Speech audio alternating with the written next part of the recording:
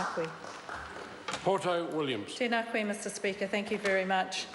Mr Speaker, recently I've had a change of staff in my electorate office in New Brighton, and I've welcomed back a staff member into the role of just kind of looking after the issues in the electorate. And she's been with me for about 6 weeks, and we have a practice in my office of keeping some pretty good statistics of what's going on in the electorate and what kind of concerns our local people are raising. In the last 6 weeks, Mr Speaker, I've had 28 inquiries from people who are concerned about their inability to be able to afford either the rent in their home or to be able to afford bonds to get into properties. That's quite a lot of people when you think about it. It's the MP's office. We're not work and income, we're not a social housing provider, it's the MP's office. So in 6 weeks we've had 28 inquiries, all from low-income people, all beneficiaries, all should qualify for Housing New Zealand. All of these people are in the private rental market. So why aren't they in Housing New Zealand homes, we would ask? Well, simply because there are not enough Housing New Zealand houses to house our people. And why would that be?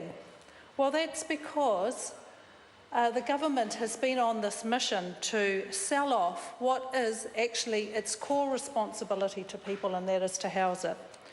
Recently, we've had an announcement that there are going to be another 2,500 Housing New Zealand homes sold in Christchurch. That represents 39% of the stock in Christchurch, and it's over 3 suburbs, Shirley, Riccarton and Brindwa. All of the Housing New Zealand properties in those 3 suburbs are going to be sold. They're going to be sold to social housing providers, according to the government. They're going to be sold to social housing providers by the government. So when we have a look at why this is happening, why is this happening?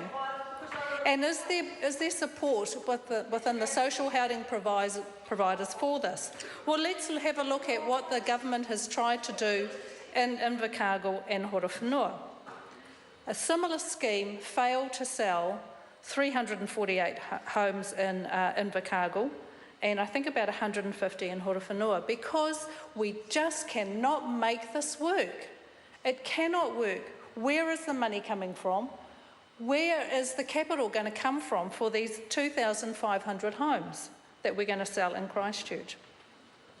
We've got respected social housing providers like the Christchurch Methodist Mission and Salvation Army who are saying clearly, we do not want a bar of this, because there is a level of mistrust amongst those very reputable social housing providers that they aren't going to be able to afford to purchase these homes, that once they get them, they're not going to be at a state that actually is going to be habitable for people and there's going to be a lot of rework required, or that the burden that they're going to have long term to continue the upkeep and the maintenance on these is actually going to be outside of their ability to deliver.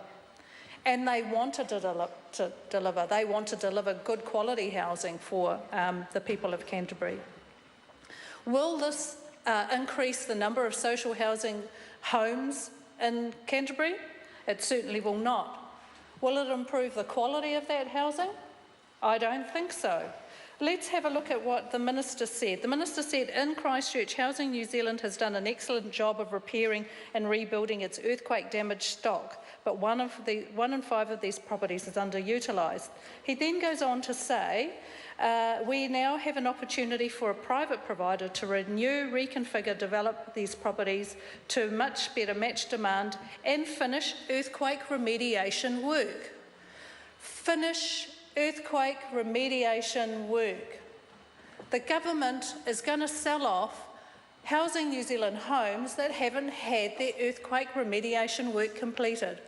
There is the answer to the question, will it improve the quality of housing? So what is the impact of this? The impact of the government pushing the sale of Housing New Zealand homes when we clearly have a housing crisis in this country? I go back to my first point. It is those 28 people that have come into my electorate office over the last 6 weeks looking for support to get into housing. That is the impact, Mr Speaker. Barbara.